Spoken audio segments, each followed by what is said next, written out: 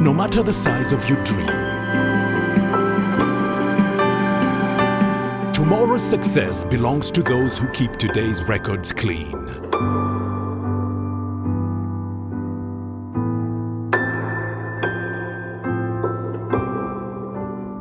File your returns today. Uganda Revenue Authority. Developing Uganda together. Uganda Revenue Authority reminds all taxpayers to file their monthly returns and make all outstanding payments by the 15th of every month. Please comply to avoid penalties and interest associated with failure to file returns and payment of these taxes. For further clarifications, call us on our toll-free line 0800-117-000 or email us on services@ura.go.ug. Please ignore this message if you have already complied. Uganda Revenue Authority.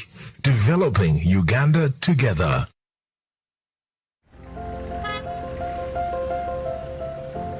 Capo, you seem to be in a hurry. Where are you going to? I'm gonna pay URA visit. Why would anyone visit URA?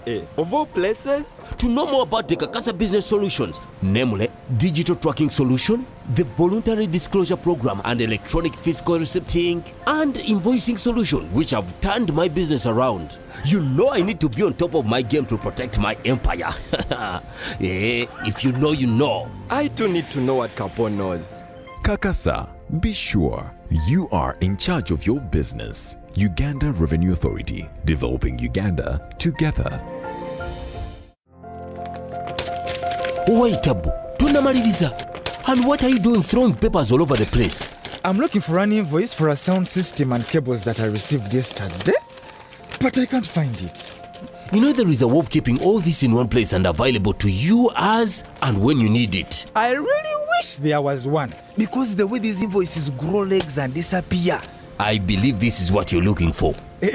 Now how did it get there? Tabo! Do you know that with FRIS, you can stay on track of all your business transactions and improve on your record keeping? How so? Kati tuli ku computer with FRIS. I just search using the fiscal document number and I retrieve the records I'm looking for. Bookkeeping becomes simple after that.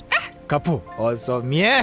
I began using URA's Kakasa solutions and now I'm in charge of my business, and you can as well. Kakasa, be sure you are in charge of your business. Uganda Revenue Authority. Developing Uganda together.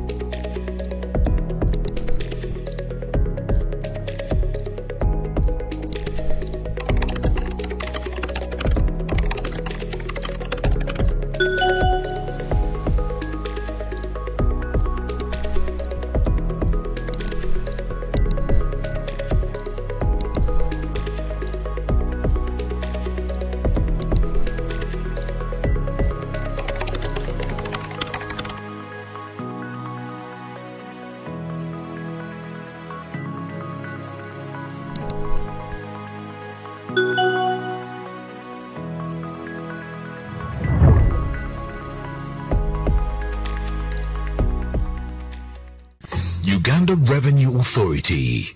Developing Uganda together.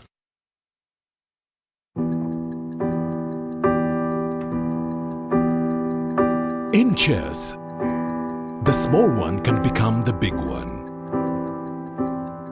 It's the same here. And here too. Watch every move. Record every number so you can plan better.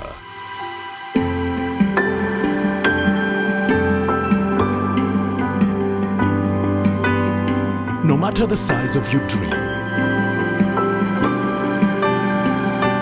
tomorrow's success belongs to those who keep today's records clean.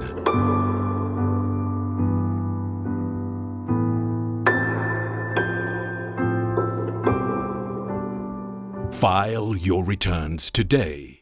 Uganda Revenue Authority. Developing Uganda together.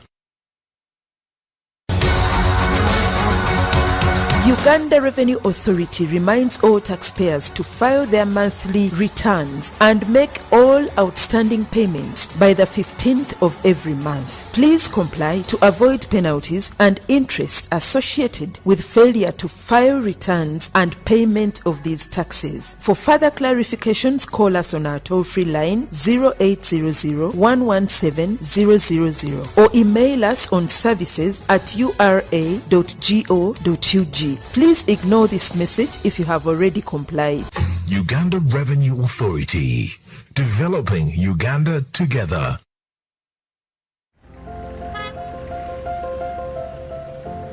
Couple, you seem to be in a hurry. Where are you going to? I'm gonna pay URA visit Why would anyone visit URA?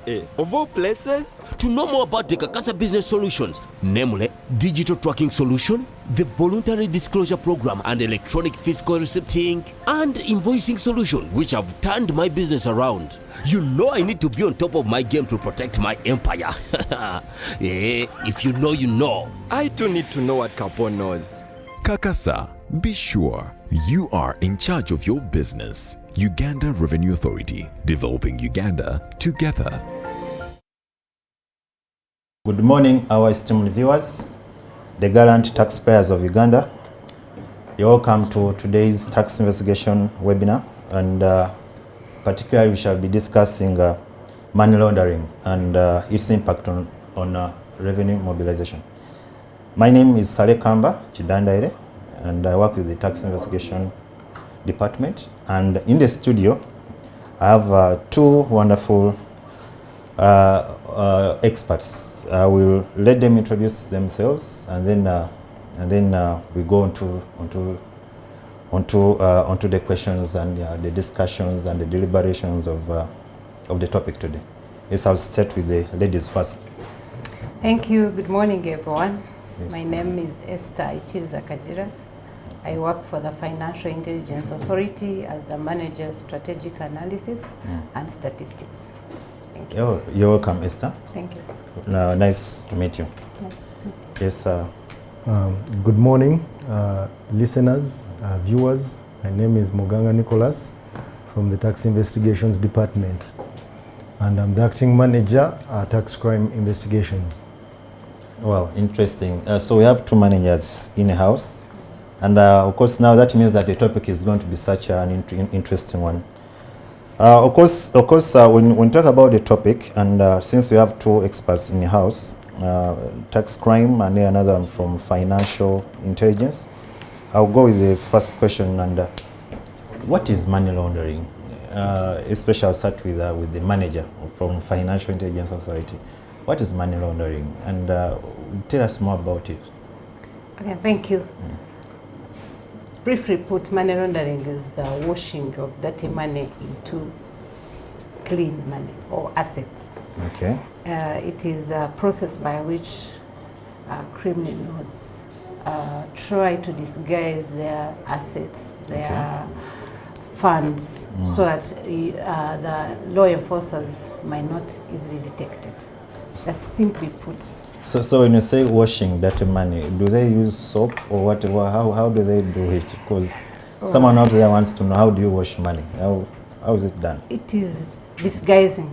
Disguising. You disguise the way you get your funds and put it out there to look legitimate when actually it was gotten from crimes like trafficking, tax evasion and all these things.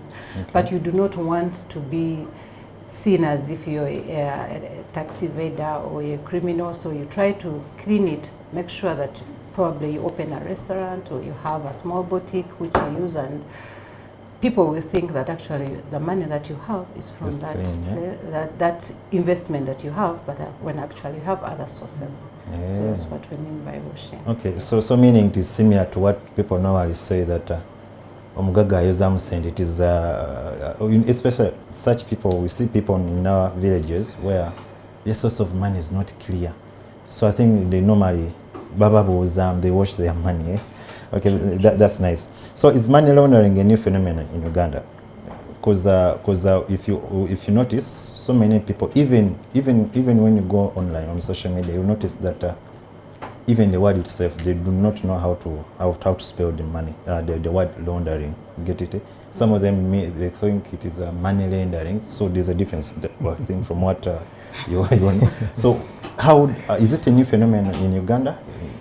Yes, it is. In Uganda, it is new, although it is an old phenomenon in other places. But in Uganda, it is new because people started knowing about it after the enactment of the Anti-Money Laundering Act 2013. 2013. Yes, and then the coming into force of FIA, Financial Intelligence Authority.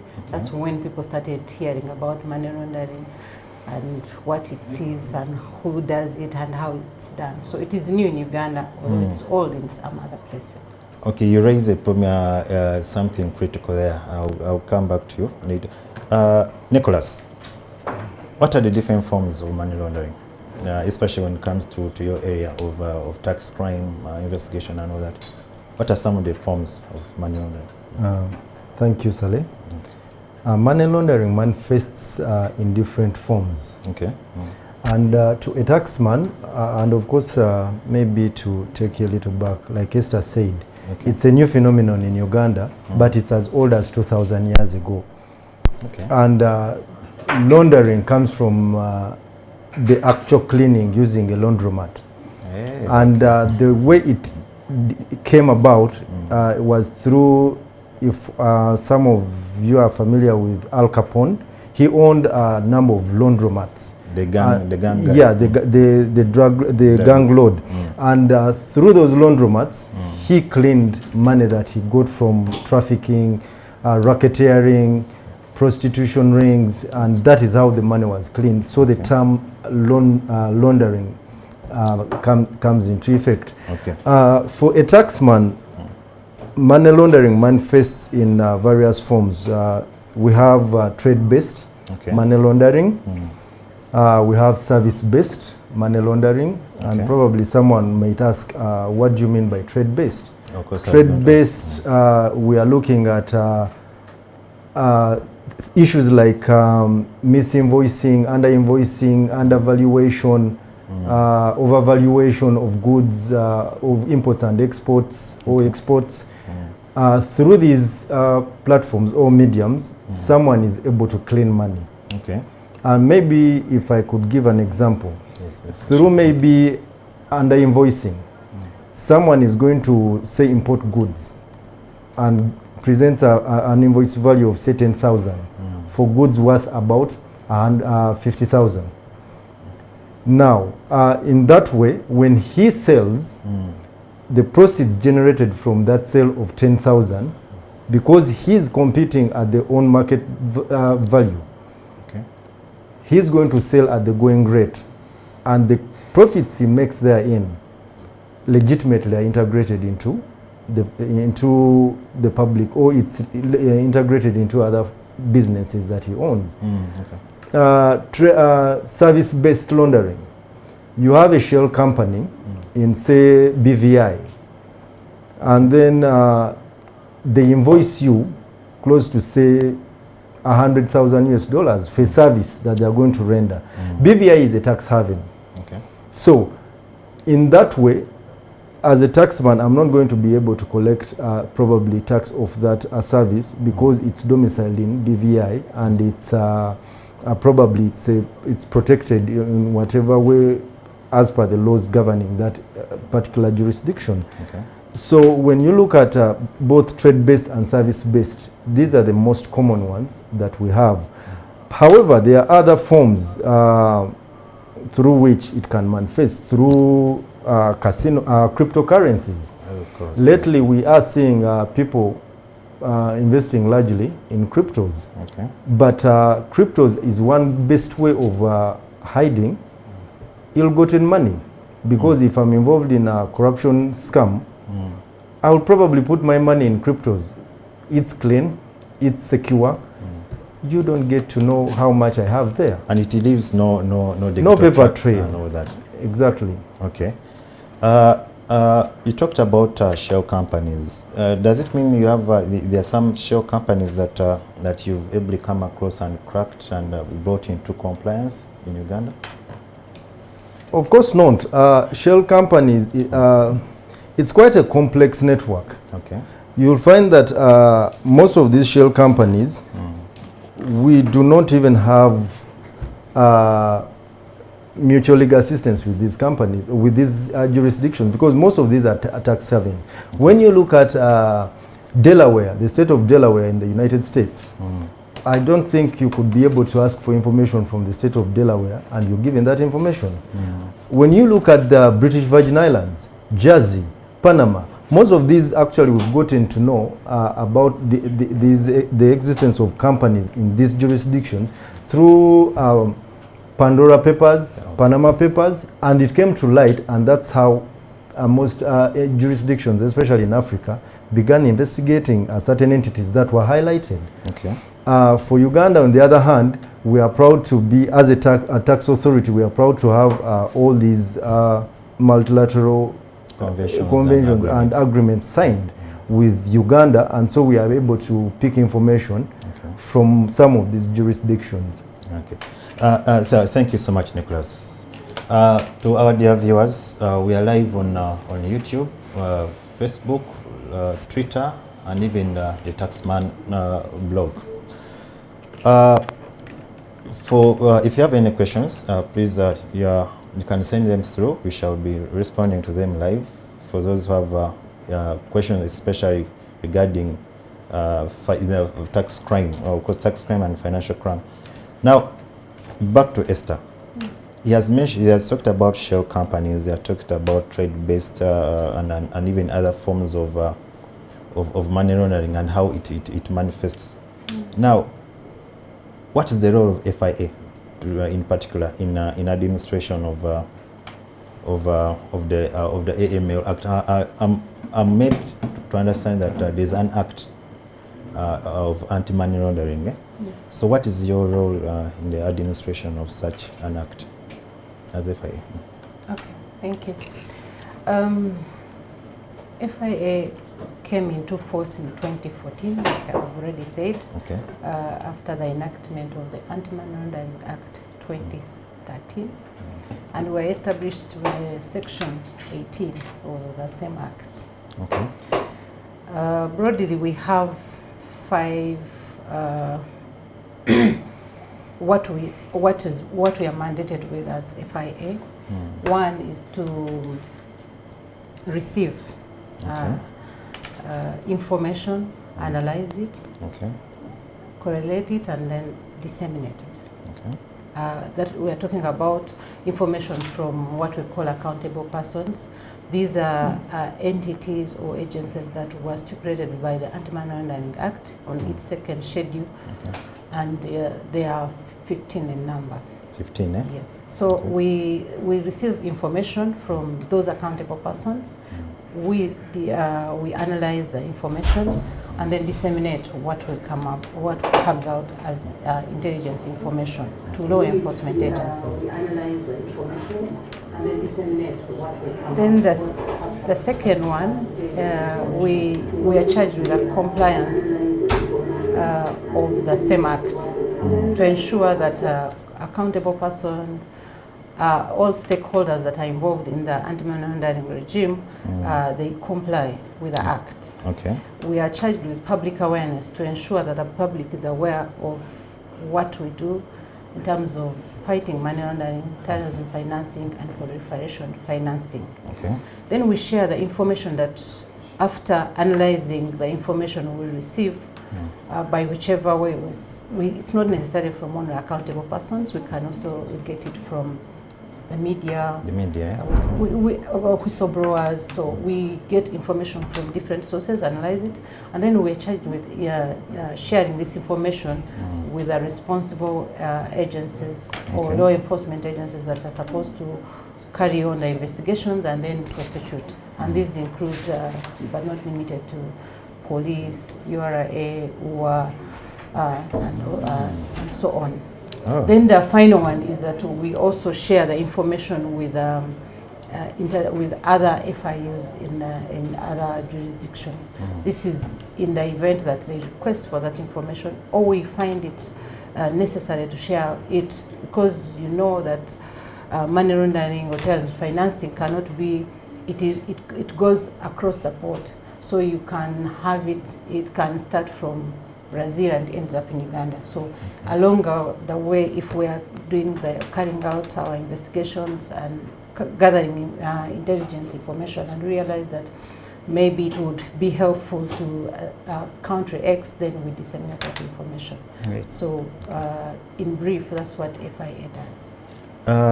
Oh, thank you, Isa. Now, somewhere I came across some interesting phrase, or should I call it a word, bank secrecy.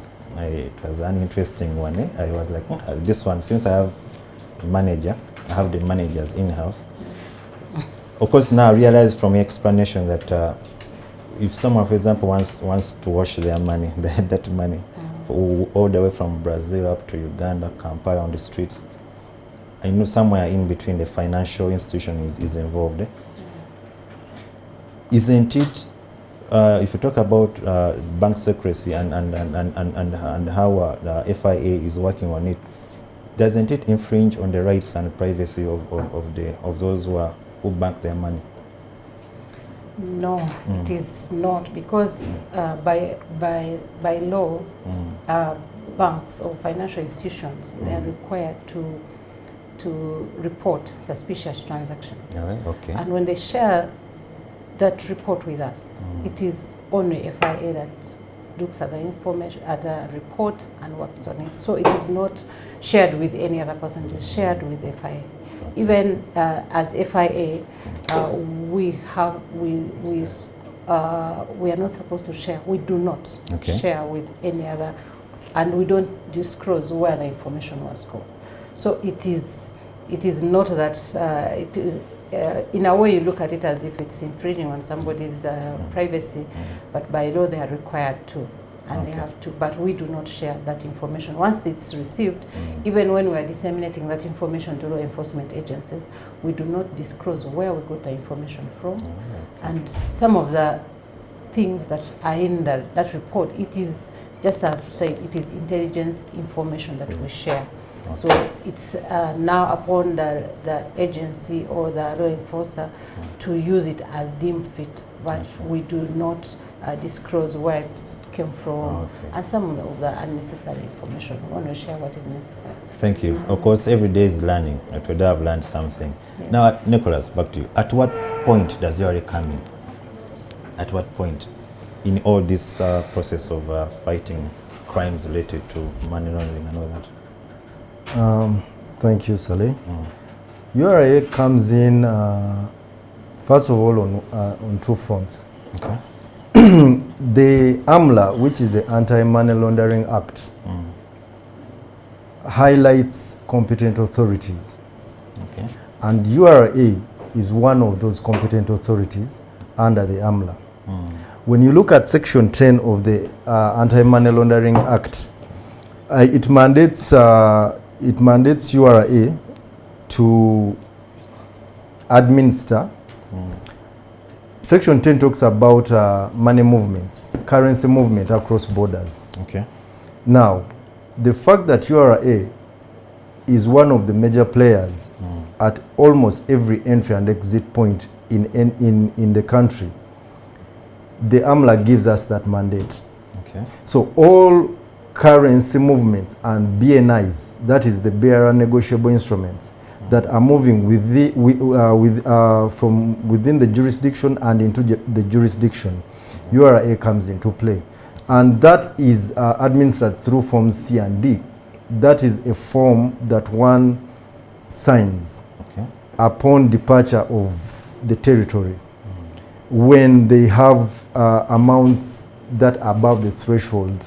And by the threshold, they mean 10,000 US dollars, which is ordinarily 30 million Uganda shillings. And likewise, someone coming into the country with amounts above the threshold, the set threshold, they are supposed to give that declaration to a customs officer at that entry point. Interesting. And maybe to clear the cloud in there, most people, we've noticed, excuse me, that people do not declare money for fear of maybe money being confiscated. Others, even if it's legitimate money, they have this notion that if you declare that money, URA is going to impound or confiscate the money. However, the declaration of that money is not for tax purposes like people might think. Okay. We just want to know if you are taking out 60,000 US dollars, where is it go? Because the form has all this information: your name, your passport number, your phone number, destination, what you do, and that is the form you fill. And of course, most people give false information on those forms. Anyway, but it's not entirely to tax the money, because some of the people who move with money, it's legitimate money, and across the globe, all jurisdictions you ever go to, all entry and exit points, that practice is there. Okay. So it's not only For tax purposes. for tax reasons, really. No. Okay, then what would be the reasons? Reasons is to keep tabs on money movements. Yeah, okay. Because if someone is coming in with money, say 20,000, Okay. in all fairness, 20,000 is little money. Okay. So if you fail to declare that money, it means you're hiding something. Okay. Because from way back, money movements have always been there. And before all this came into place, people used to come in or move out of the country with large sums of money. Okay. Whether it's stolen or whether it is gotten from illegitimate activities. And all this is specifically to curtail other vices, because, I mean, you're seeing so many cases of terrorism happening in the world. Yes. How is that money moving from one place to another, or to even the beneficiaries who carry out such acts? And that's why the act actually is very strict on some of those aspects. Oh, thank you so much. Now, you talked about 10 US dollars and all that. When someone is declaring this money, do I have to show them my mobile money account, show them my bank account, or it has to be cash? It's physical cash, eh? yes. Oh, okay, interesting, nice. Now, meaning that if it is around 30 million, I have to always show that money to them that 30 million is here, and this is how much I'm bringing into the country and all that. Eh? Like, is it in form of a case, suitcase? Because we have had cases of people smuggling in money, and if you remember, I think in 2016, was a case where people even had to go into doing some mathematical calculations of how someone would have brought in, I think, about how much, 5 million US dollars and all that. But thank God you've made clarity on that. Esther, just to go back a little, you said FIA and the law, the Anti-Money Laundering Law Act came into effect in 2013-14. So does it imply that before that time we didn't have anything, we didn't have any laws to counter the risks of money laundering and all that before 2013? In different forms, but before that we did not have the money laundering crime. It was not consolidated. It was not an offence in Uganda, so you could be prosecuted for other offences that might relate to money laundering, but for money laundering, no. Okay. You should know that for money laundering to happen, normally this is what we call a predicate offence, which in this case is the first offence that is committed. You evade tax, that is the predicate offence. Then after you launder, you're a corrupt official, you've obtained, you're using government funds illegitimately, then the corruption is the predicate offence. Okay. So initially there were predicate offences, but the money laundering offence wasn't. Okay, thank you so much, Esther. Now, Nicholas, Yes, how far has URA gone in performing its roles under the Anti-Money Laundering Act? URA has since the inception of since the passing of the law, the Act, Okay. in 2013, URA has stepped up its efforts in combating or curtailing money laundering and through all its forms. When you look at money declarations, we've had that happening for quite some time now, Okay. and the declarations are those forms are disseminated to the authority, and the authority in this case is FIA, because the Act requires us to, once that form is filled and submitted to a customs official, it is then relayed back to the ED FIA, Financial Intelligence Authority, that we have been doing. There is a unit in tax investigations that is charged with investigating and prosecution of money laundering. Okay. And under the Act, URA, the fact that URA has a license to prosecute tax crimes, then by default, we are also able to prosecute money laundering offenses. How do we prosecute money laundering offenses? Money laundering as a standalone, we cannot prosecute because we do not have that license. However, by the virtue of the fact that tax crimes are predicate offenses under the Act, then it means we prosecute tax crimes as the primary offense and money laundering as the secondary offense.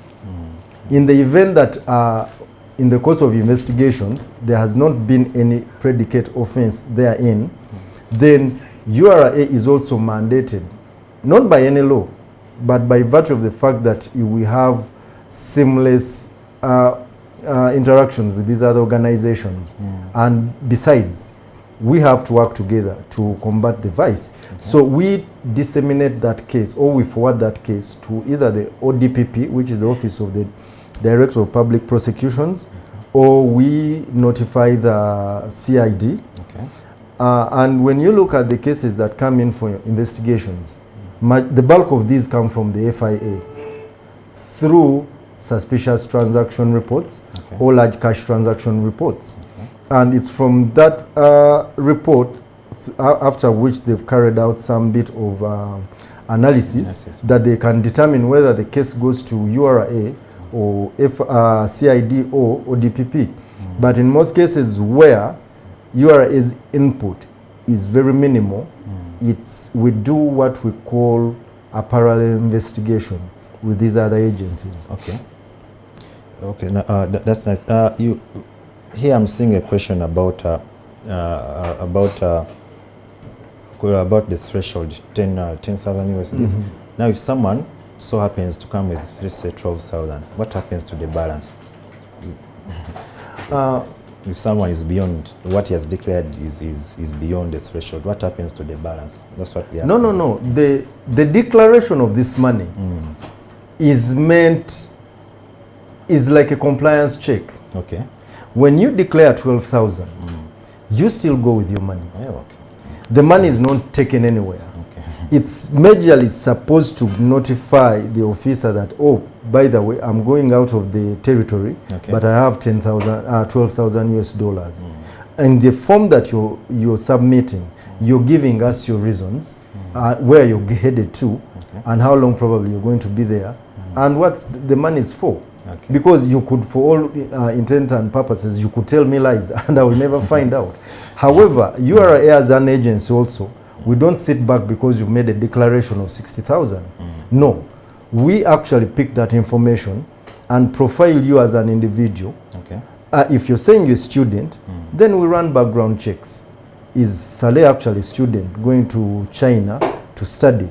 Why would Saleh then need to move with 60,000 for school fees? I mean the other platforms of paying the school fees either online or through the TTs and all that stuff. Okay, thank you so much, Nicholas. Thanks for the clarity. Recently, we saw some content that was shared online. Some content that was shared online in regards to some amendments, and you talked about accountable persons, something like that.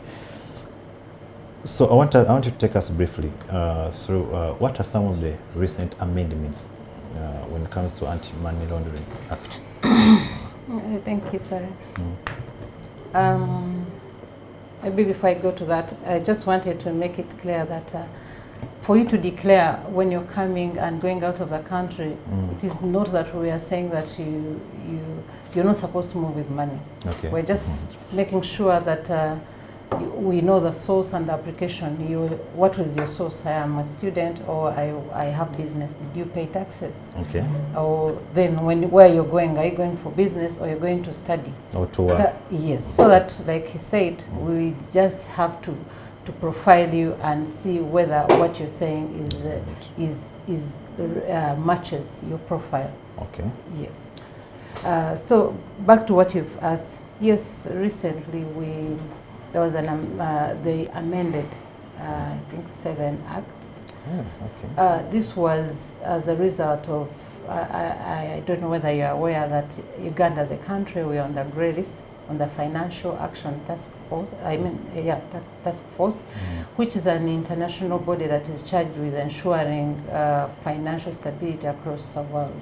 Okay. Now, what they do is they assess a country through their other bodies to make sure that your anti-money laundering regime is up to the international standards, to ensure that your financial system is not used to launder or to move illegal money. Okay, interesting. So as a result of that, when we were assessed in 2016, there were many deficiencies that were identified in our regime, in our laws. And so we had to work on that, and we were given a schedule or an action plan that we needed to work on. And one of the so many things that we needed to work on was to amend some of the acts to match the international standards.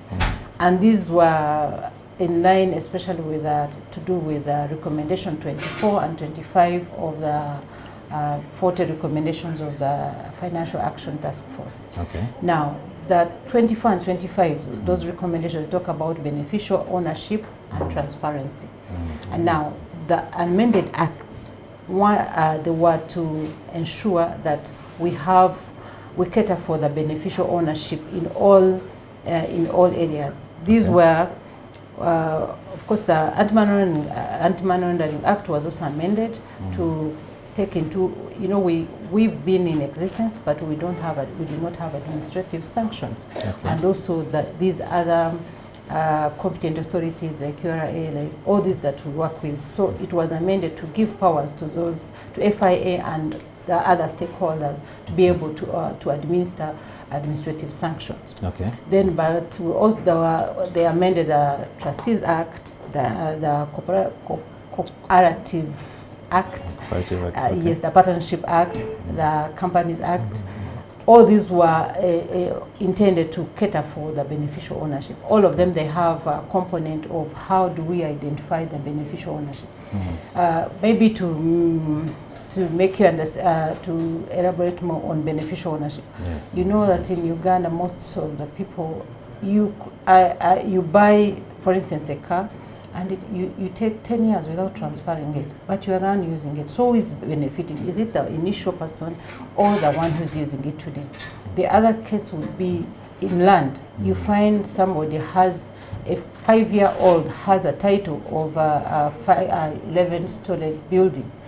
Do you think who is benefiting from that? We need to know who benefits from what. So beneficial ownership information is important for especially to do with money laundering, to know who benefits from this building, from this business, from what they do. So all the acts, most of the acts were amended to cater for that. But of course, we needed to align ourselves with the international standards in terms of the legal regime to make sure that we are not caught off guard. And then the other one was the Anti-Terrorism Act, which was amended to cater for the proliferation financing. Which was initially in Uganda, it was not criminalized, but we had to make sure that it is also part of the crimes that we have as a country, and that's why the Anti-Terrorism Act was amended. Okay, shortly before we go for a break. Yes. Of course, we noticed that there are so many acts. I mean, there's, I say 7 acts have been amended to that effect. What are some of the success stories that you registered when it comes to the fight against money laundering? I think it will be the same question that even Nicholas will give us some insights into. What are some of the registered success stories when it comes to? I know amendment could be one of the successes that you will talk about, but what are the other successes you registered? Of course, I should say that we are not like how we were in 2014. To date, the public is aware about what money laundering is, its effects, and how it can be prevented. Okay. We have had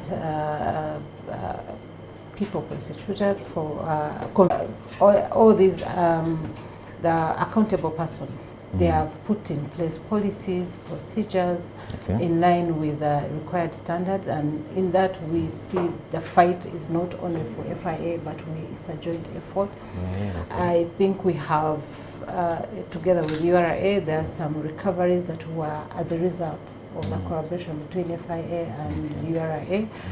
The reports that we send, once we analyze and realize that this points to tax evasion, then we share that report with URA, and URA is able to recover the taxes, yes, the revenues. And all that. So as a whole, we are not like how we were then, and we hope that with the coming in of the amendments that we have had, the efforts that we are putting in, the risk assessments that we are doing, and sharing the information with all the stakeholders, we believe that we are on track to fighting this fight. Okay. Thank you, Esther. Yes, Nicholas, success stories that you so far registered. Like my colleague Esther has alluded, it's a concerted effort. Okay. And the public also needs to get involved in this fight, because when you say it is an FIA or URA thing, it doesn't, because as she said earlier, Uganda is on the grey list, on the international grey list, because of what they call non-compliance. However, these competent authorities, the law enforcement agencies have it's all hands on deck, and everyone has and continues to do their part. URA, on the other hand, I mean, when you look at the management's effort to establish a unit, an AML unit, that is a step towards fighting and combating the vice of laundering. And then when you look at government as a whole, the different bills that are being passed, it's all meant to, and it's not working in isolation, because each and every one of these feeds into one another, and then ultimately into the different agencies. Because when you look at the the beneficial ownership, the definition cuts across literally all the institutions. Because if, as URA, I'm saying taxpayer X or company X Limited has evaded close to R1 billion shillings or more in taxes, and then there's no one to point or to prosecute, because there is that veil of we don't know the warm body behind the company. However, this has been changed. On the international forum, you find that also the other jurisdictions or international bodies are also fighting the same. Before, we used not to have, there was that client lawyer privilege that was in place, and we all know that lawyers were the biggest enablers of laundering, because everyone transacts and deals through their legal representation, and then you'll never get anything. However, all that has been done away with, because now lawyers are also accountable persons. Okay, in the amendment. In the law. Okay. Because now, whether you're a lawyer, whether you're a cooperative or a corporation, you are mandated to give that information. Because when you look at the law, the AMLA in itself, failure to keep records or failure to, if you tip off, of course, like banks before, you ask for maybe a bank statement from the bank. The bank will call the client and say, URA, by the way, is asking for ABCD. They become accessories to the crime because they are tipping off. And under that section 117 of the AMLA, they can be prosecuted. So the AMLA has put in place all the different sections that can literally touch on everyone. So I believe the success story, it might not be as much for now because it's a new phenomenon, but it's a step in the right direction. And when you look at the recoveries as well, I mean, we've had schemes, missing trader, invoice trading. All these are schemes highlighted in money laundering, trade-based money laundering. And these are schemes that the investigations department has cracked over the years, in the few years that they came to light. So to me, that's a success. Okay. Thank you so much, our expert discussants.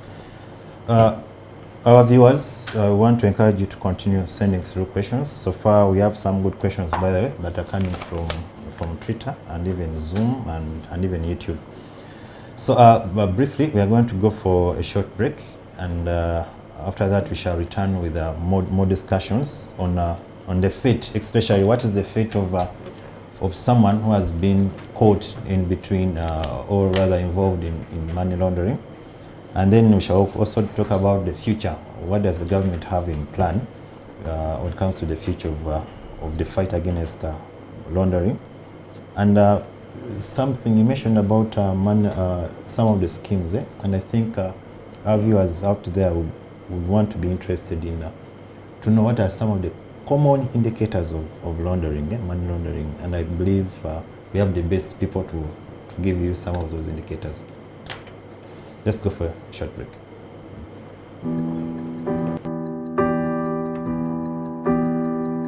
In chess, the small one can become the big one. It's the same here. And here too. Watch every move. Record every number so you can plan better.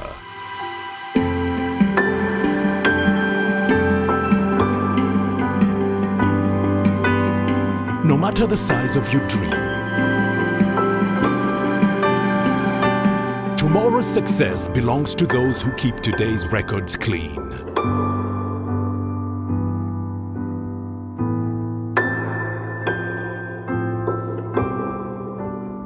File your returns today.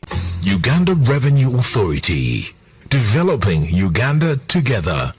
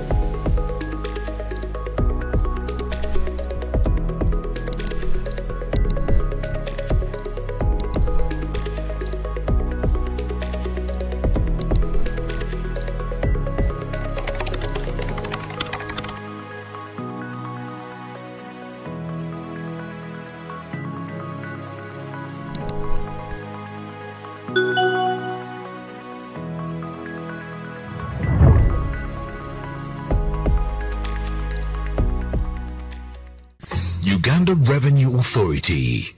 Developing Uganda together. Yes, you're welcome, dear viewers. You're welcome to the second part of the discussion of the tax investigation webinar. And just like we had said shortly before we went for the break, that we are returning with questions. Of course, we have questions that are coming through from social media, and just to remind you that we have two experts, one on financial crime and intelligence, another one is about tax crime investigation. Nicholas, before we went shortly for a break, of course we had questions that were coming from. One of them is that there was some the taxpayer here wants to know what are some of what sectors of the economy are most affected by money laundering. I think that one we shall discuss.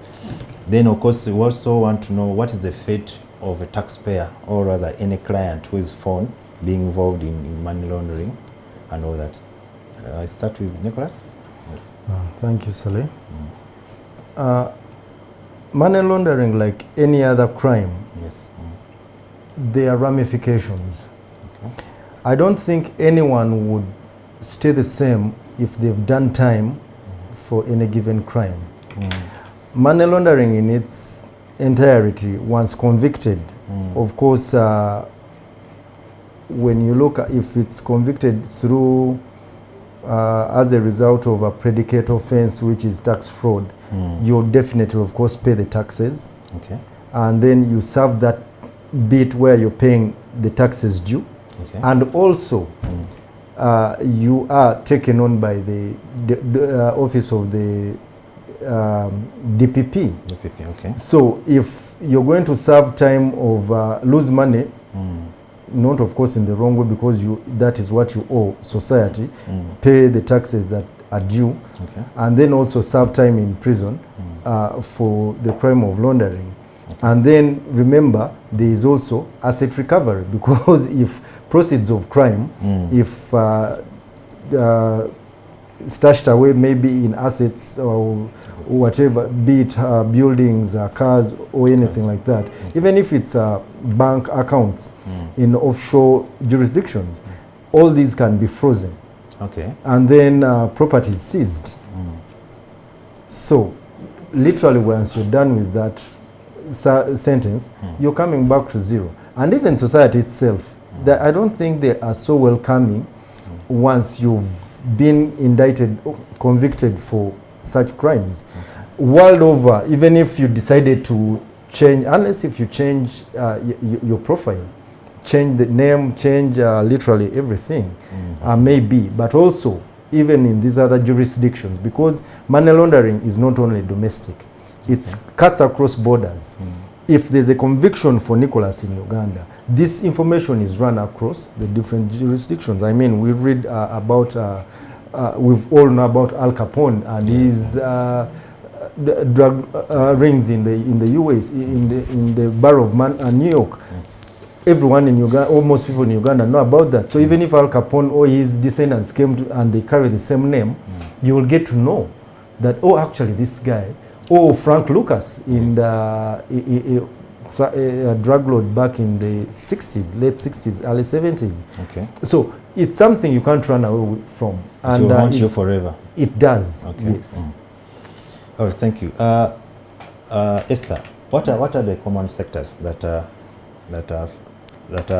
affected by money laundering?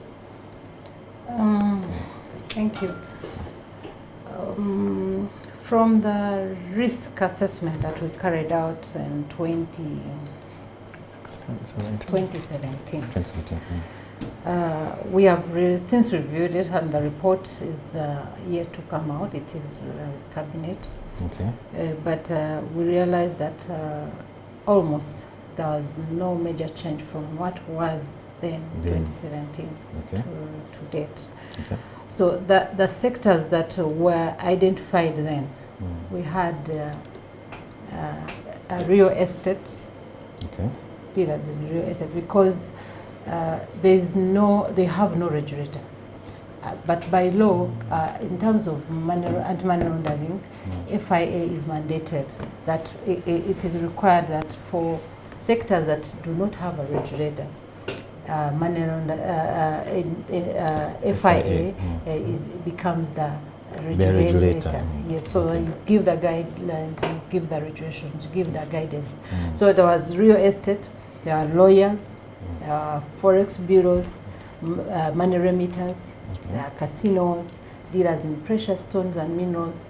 So all those ones were in the highest, the ranked highest, because of the way the business is done, the way they assess, the way they onboard their customers. For instance, you can't go to a casino and they give you a register, you give your names, give this, give this. So it is very easy to use. Then, like he earlier said, the lawyers, the gatekeepers, where we have lawyers that have that, they know all these jargons of secrecy, we don't disclose. So we realized that it would be easy to use them. This does not mean that when you say that you're at high risk, that we are saying you're guilty, but we're saying you're more risky than maybe these other where they have regulators. For instance, banks are risky, but because the central bank is there to monitor and ensure that all these, they have policies, they do all they do the checks, they do risk assessments and have mitigation measures in place. Then it is not as easy as real estates where everyone is a broker. If you walk around here, outside there, you say sale of property, you don't know who's selling. They just put a number, you call that number, you go and meet the gentleman, he takes your land. And because some people keep their money in their houses, I'll just move with my briefcase and get a broker and buy, and then the deal is done. So those were the ones that were identified. Then of course, there were those that were medium risk, but those ones were the high risk areas. Yes. Now, having spoken about the major sectors that are affected, what are some of the schemes both URA and FIA have been able to unveil or to crack? What are some of the common schemes that you've cracked? Yes, when it comes to URA, Nicholas. Money laundering schemes? Yes, sorry, money laundering schemes. Of course, there are quite a number of schemes. When you look at, for instance, gambling, like she's saying, casinos do not give you a register. When you come in as a gambler or as a client to the casino, you buy the chips. You win, you're given your winnings in form of chips. These are internationally recognized chips, meaning I can actually move with my chips from Kampala Casino to Vegas and cash out. I could just a chip. Yes, it's a form of money. It's like a check, I would say. So everywhere, in every casino I'll move to, I should be able to cash out those chips. Other casinos issue checks. Other gamblers have accounts. So you'll find seasoned gamblers not necessarily coming in with money. They will maybe debit the account. He gambles. If he's gotten winnings, his account is credited. So how does that impact, maybe to look at other schemes? We have real estate dealers. I mean, when you look at the number of real estate brokers all over the country, and what people don't realize is that the rate of real estate is very highly inflated. Someone is selling a piece of land at close to 10 times what it goes for, simply because people have money, and ill-gotten money, it doesn't. If they tell you 100 million for a plot of land which goes for 20 million, ordinarily, you won't feel the pinch. Now, it distorts that market. Now, Kamba somewhere who legitimately goes to URA Circle and picks a loan of 20 million, he goes to an area he's interested in, which he believes goes for 20 million, they'll tell him no. And even the landowner, in most cases, is never in the know. For him, he believes, okay, my land goes for 20 million. They are real different dealers, brokers, who will come in and say, don't worry, I'll get you a buyer. And then, in the course of looking for buyers, he'll get someone giving maybe 50 million. Draws agreements. They tell the old man, you said you wanted 20 million, yes. They give him, sign the agreements. They give him the 20 million, they take the 30. Or they tell the seller that whatever amount we bring in, your cut is 20 million. Okay. So already the market is distorted. When you look at precious mineral dealers, people are losing money. We've heard of all these scams, especially people trying to buy gold. Because of no regulators, or because of lack of regulators thereof, you'll find that innocent people keep losing money and will continue losing money. Okay. So that's why I said in the beginning that it is everyone's fight. Okay. Oh, thank you. You really raised a pertinent issue when it comes to land. I know I ask myself that how come that a 50 by 100 in Muyenga is 1 billion, and then when you go to somewhere it's like, wow, this is a 20. So now it raises an issue because now it is an eye opener. Esther, what are some of the schemes? Do you have any schemes that you've been able to unveil, that come across to crack and all that? Or they are similar to what URA has cracked in the recent past? I think there are many schemes that out there, probably not, especially if you look at what is happening out there with cyber crime that have come in place, that where somebody has, you've heard of the D9s, you have heard of all these, the Ponzi. They're Ponzi schemes, but they come in all forms and styles, and we've been advising people, because every time people are scammed, they come running and say this person has this money, has done this. But we are telling you that if it is too good, then it might not be true, or it is not true. So we've been helping, we're sensitizing people that you cannot have a business that gives you more than 100%, which that means that you're not paying taxes, you don't pay rent, you don't have workers, but then you're promising somebody to get 100% or even more than that. Sometimes it is too good to be true. Those are some of the things that we see and we've been advising the public against just investing, because we are looking for quick wins, we are looking for quick cash, but we need to also to know that it cannot, think through it. You cannot have someone who just gives you 100%, and you just wonder in this economy, you also scan around where are they investing this money that they will be able to give me 100%.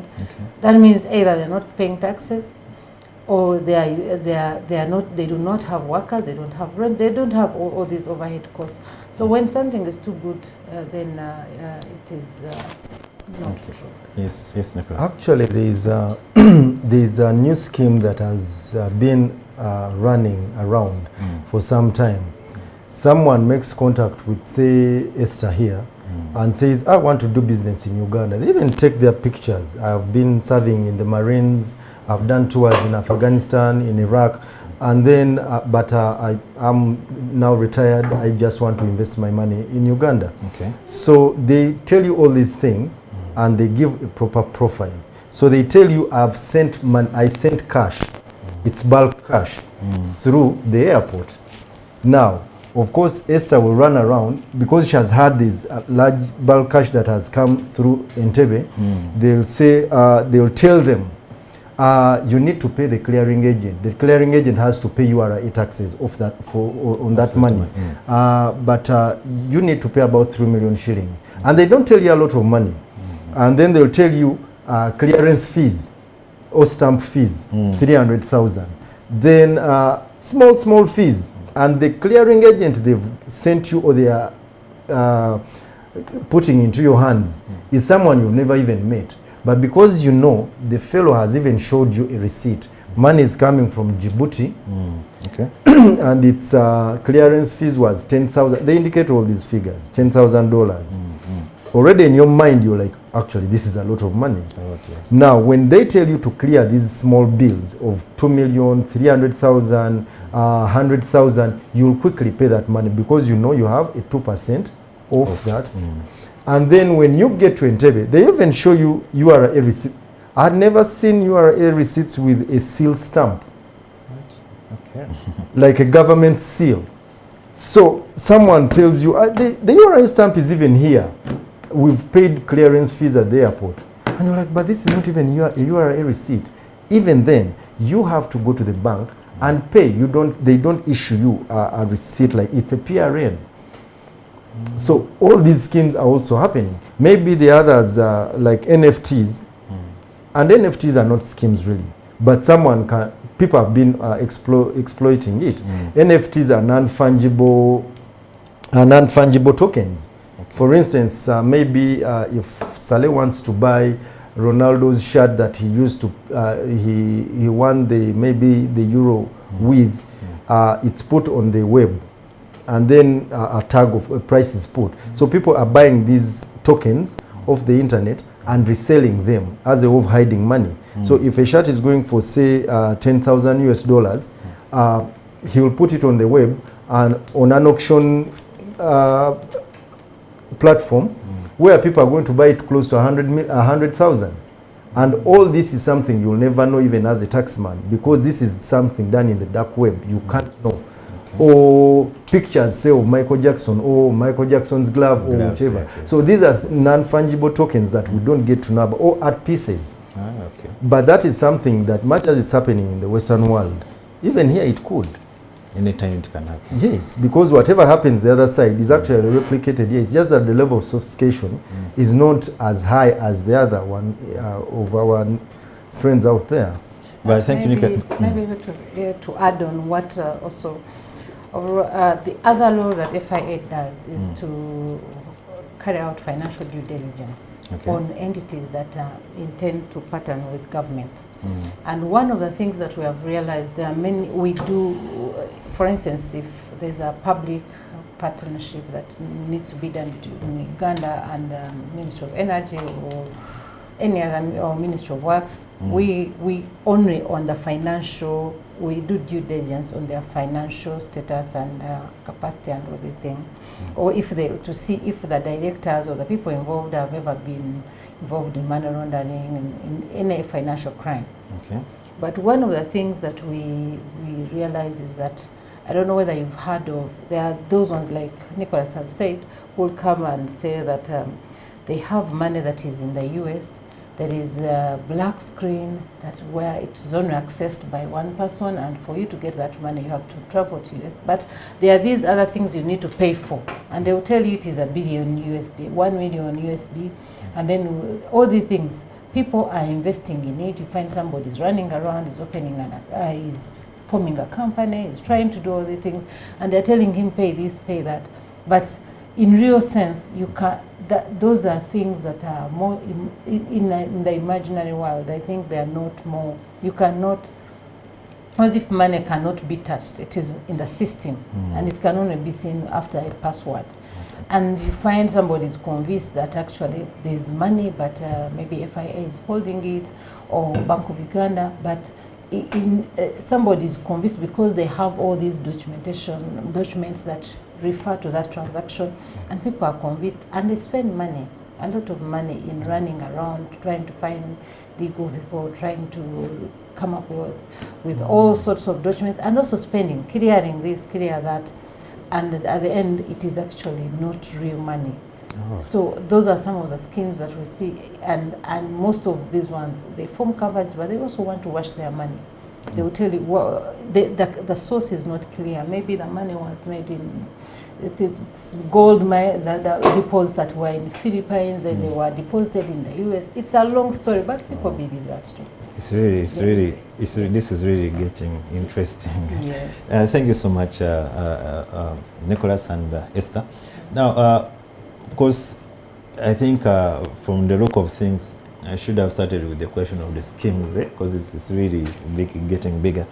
Does that also answer the common indicators when you talk about the schemes similar to common indicators of money laundering, or you have specific indicators that you look at? Well, indicators would be maybe hidden in the typologies, the different typologies, money laundering typologies, because an indication of a crime is embedded well deep inside the different activities that are undertaken in commission of that crime.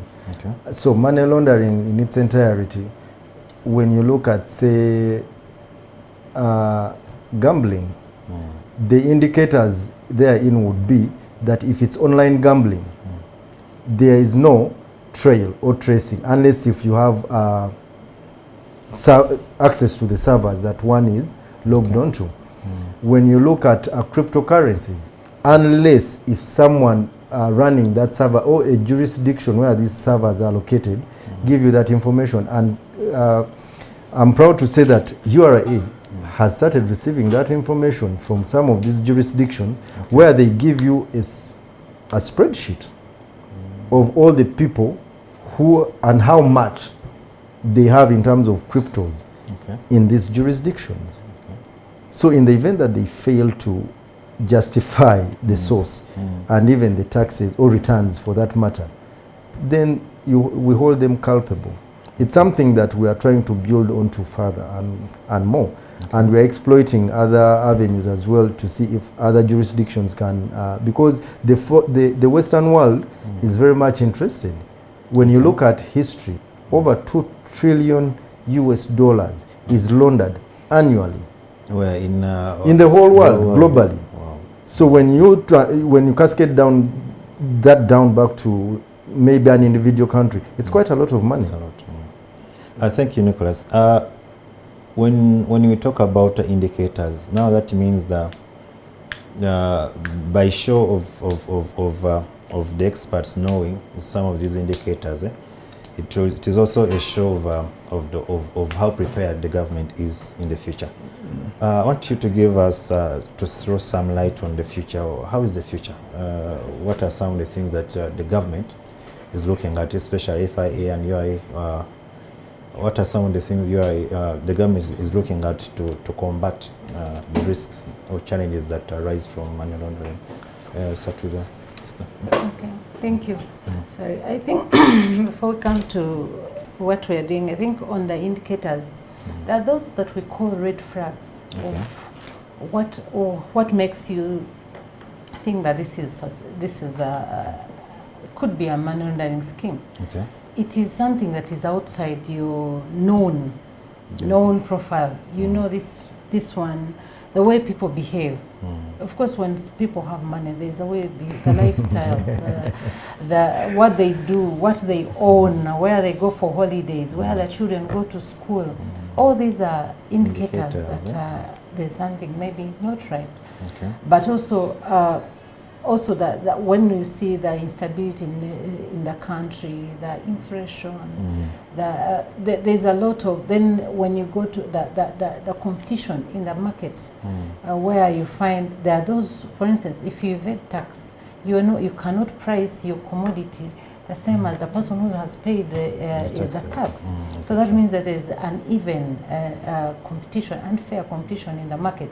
So those are some of the indicators that there's money laundering that is around. When you talk about the cost of land, you wonder why some areas are more expensive than others. This is brought maybe if I have money that is I cannot explain. I cannot negotiate. When you ask me for 100 million for 50 by 100 back in the village, somewhere in the village, you buy because this money it's there anyway. So those are some of the indicators. Yeah, but going to go back to what you've asked, what we are doing, and first of all, as the FIA, we are ensuring that Uganda as a country, because whatever we do, especially in the financial system, international financial system, is to ensure that our integrity is not compromised. That we have the laws up to the standards, international standards. Like I earlier told you, Financial Action Task Force is always assessing. As you know, money laundering is an ever-evolving crime. Today, it doesn't manifest in the same form as it was done last year, is now, no. It keeps on changing. People, as the law enforcers come up with means to fight, they are also coming up with, they are always ahead. They are ahead of, the criminals are ahead of they are ahead of the government, the law enforcers. So you need to keep on. that's why we carry out risk assessment. Yes, okay. We carry out risk assessment and see where our risks lie high, so that we put up measures that are commensurate, that are up to, that match the risk that we envisage. Okay. Then to ensure that as a country, our laws are matching the standards. Okay. To ensure that there is compliance with the laws that are in place. To ensure that we have regulations. Okay. We guide the competent authorities and all stakeholders in terms of how do we ensure that our integrity is not compromised, our financial system is not used by criminals. And then finally to recover, because it is one thing for somebody. In progress. The issue is that we would want to deny a criminal a chance to use the proceeds of crime. Okay. So recovery is one of the things that we are looking at. That yes, you have laundered this money. It was illegal, an illegal activity. It was wildlife trafficking. It was human trafficking. It was tax evasion. How do we? Because you've already transformed what you got from laundering, and you bought property. You have all the things. How do we recover? Okay. That's where we're heading. We need to recover so that we deny a chance the criminals to use the ill-gotten funds. And this can be done by having proper laws, then regulations, then enforcement. That all of us, we join hands as stakeholders in this to make sure that we deny the criminals a chance to use, so that we all enjoy our country and enjoy our resources. As FIA plans for all of this, it will be a similar question to Nicholas. Have you come across any challenges? Are there any challenges that you've come across in the fight as you're painting a good picture? What are some of the challenges you are currently facing? Because I believe those challenges might manifest again in the future if they're not addressed very well. Of course, there are a number of challenges, and I believe some of which will continue to manifest, some of which are beyond our control. Okay.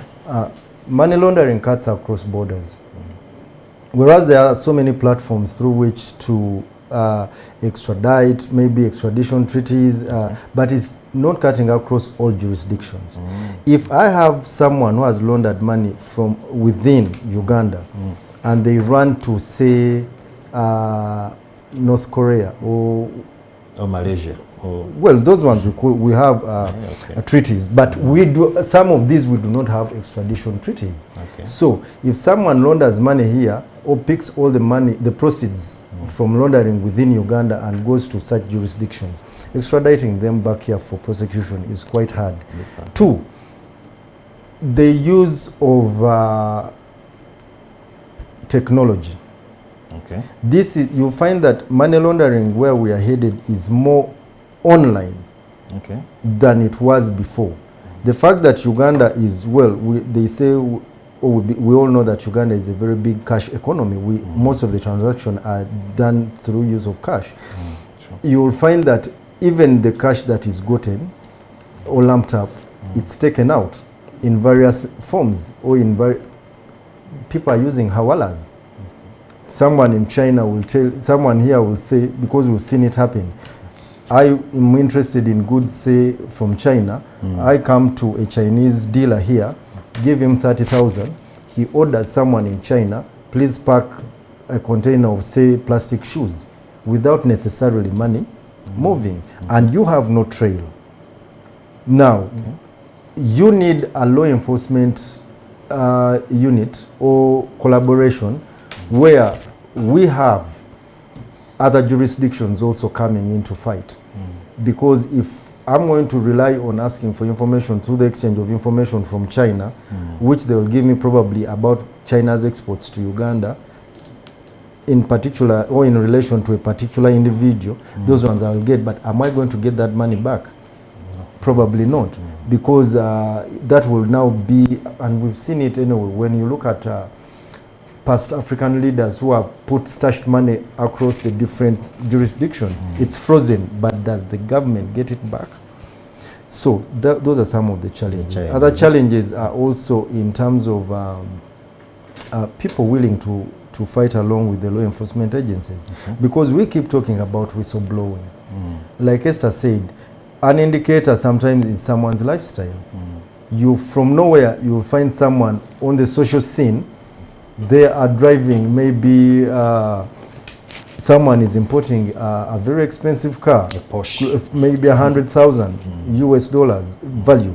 But then when you profile this character, there's no way he could have be able to. This is someone who was not known on the social scene and on the money scene. Then how do we come up to recover, or how do we even come up to carry out prosecutions on this person? Then before you know it, and somehow our society is so inclined on protecting and shielding such characters. True. To us, we call them in Uganda, that's what they call oyomugezi. But in the long run, you're losing as an individual because the market distortions that are as a result of, say, that individual under invoicing or under the table transactions, he's going to come and distort the market where he's selling goods at less the value that they go for. Now, he's one individual against 10 other legitimate individuals dealing legitimately. Who you, as a tax authority, you stand to lose because of this one individual. Okay. So all these are some of the challenges that we find quite, and if only the society embraces this and looks at the bigger picture, that it transcends beyond this one individual they call Omugezi, but it goes back to everyone else down the chain. Okay, so what are the future plans as URA? As URA, the fact that the institution has put forth a unit, and then in collaboration with all other units, I mean, we have debt collection, we have customs intelligence, we have customs enforcement, and colleagues out there are quite enlightened in these areas, in this field. So when you look at the various predicate offenses, smuggling, under invoicing, misdeclarations, majority of the staff in the institution are aware of these, and they have the knowledge, the required knowledge. So I would only encourage more collaboration between these units and investigations. It might not necessarily be impacting on your beat or on your KPIs, but at least collectively, you are you're forwarding something that is going to maybe culminate into a huge collection. Not just saying that, oh, as a customs office, I've collected 200 million of Saleh, but Saleh on the other hand is coming to domestic taxes and claiming that 200 in VAT. Refunds and all. So you're posting 200 million, URA is losing 200 million. Okay. Oh, thank you, Nicholas. Esther, any challenges you're facing? Definitely, yes, we have challenges. One being that it's a new phenomenon in Uganda. There is a knowledge gap that we need to bridge. That has, we realize that it's something that people need to know, especially from all of us involved. The accountable persons, the law enforcement agencies, the competent authorities, to understand what is this and how do we go about it. What is money laundering, how do we go about it, the knowledge gap. Then the threats, of course, the things that are happening, that have happened within the economy show that when we're carrying out a risk assessment, we realize that there are threats that make us as a country that we are more at risk. We have vulnerabilities. Do we have enough laws? How are they implemented? Do we have regulations? These are some of the challenges that along the way you're on the right track, and then you realize that this one cannot be done. And that's what we've been working on, to ensure that everything is, in terms of regulations, laws, and the legal framework, is seamless. And then, of course, like I said, there are many, the cash economy, makes it harder for you to follow the money, because if I have my money in my pocket, I would not know whether I've given it to Saleh and Nicholas. But if we are using e-cash, then it will be easy to get a cash trail. I mean the money trail. But because we use cash, it is not easy.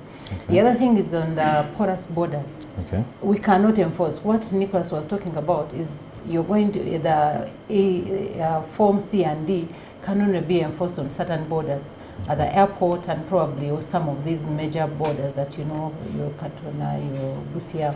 But there are other non-motorable people just walk with their money and they cross in the country.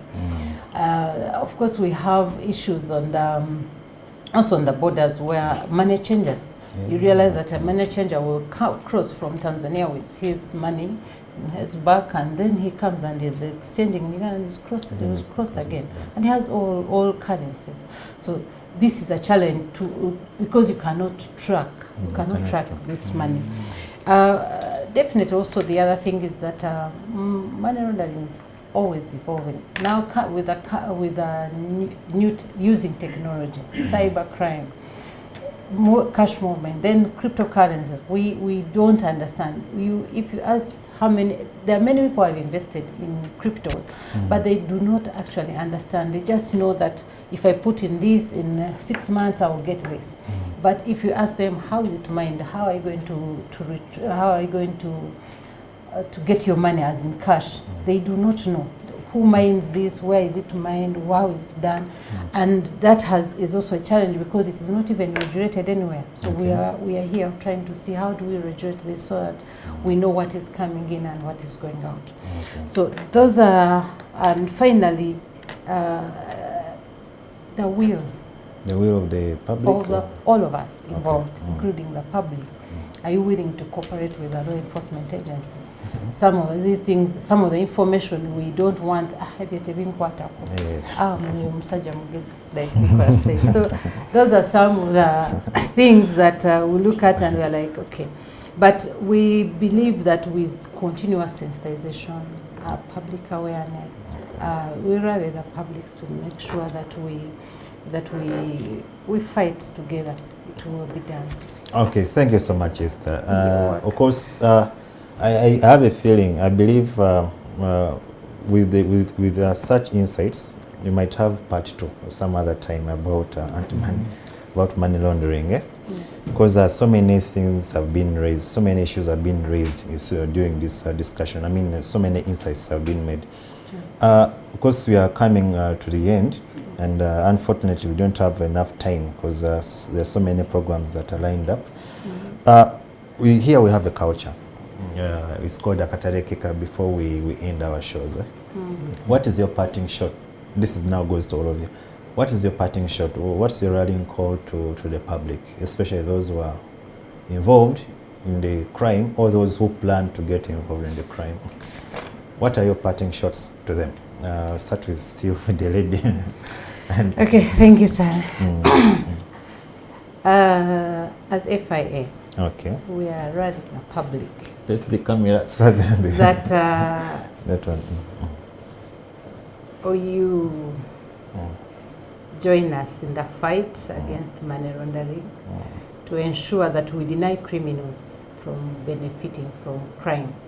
Because money laundering causes national insecurity, inflation, it causes unfair competition, and we don't want to live in such. And at the same time, it makes our financial system susceptible to criminals. So we ask the public to join us in the fight against money laundering. Okay, thank you, Esther. Yes, Nicholas, your parting shot. Perhaps to, like my colleague is saying, to encourage the public to be aware and to be alive to the fact that money laundering is not only affecting a country in its entirety, but it transcends beyond just the government, but everyone involved. Because when you look at market distortions, everyone out there is complaining about high cost of goods and services. Okay. All these are effects of money laundering in one or the other. So even my grandmother in the village will feel the pinch.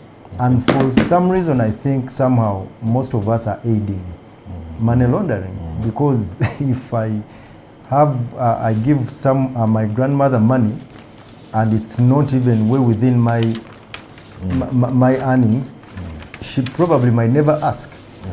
To her, she should be praying for me to make for more blessings. Yes, but I think it would be right if they started questioning some of these things, and maybe through that we can be able to curtail the evil of laundering. Okay, thank you so much, Nicholas and Esther. Today's, of course, we have other questions that are coming, but those ones shall answer them offline on the social media pages. Of course, the discussion is going to continue offline on the pages. I also have a parting shot, and mine is simple. Mine is very simple.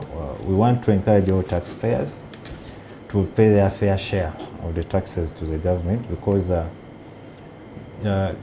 without you, of course, most of the services will not be availed to you as the Ghanaian taxpayers of Uganda. So we encourage you to always pay all that is due. And from a discussion here, we know that if you have any associates that you suspect to be involved, you can always reach out to us. FIA, I'm told, has a whistleblowing page or form, or even same thing applies to URA. That you have anyone that you suspect, you're free to reach out to us, because there is a reward. We have a very good reward policy. If you report anyone who is involved in tax fraud or any form of tax evasion, money laundering, and all that. So we shall of course have a part 2 of this conversation on a date that will be confirmed in the near future, and I want us to continue paying and supporting the country. For all that, I want to say, for God and my country, thank you for watching. Adios. Thank you.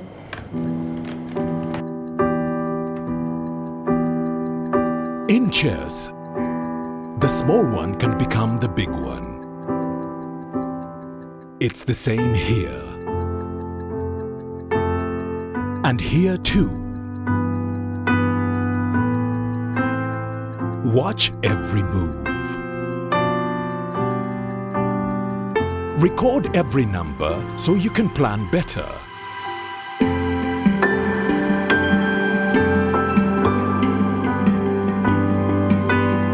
No matter the size of your dream, tomorrow's success belongs to those who keep today's records clean.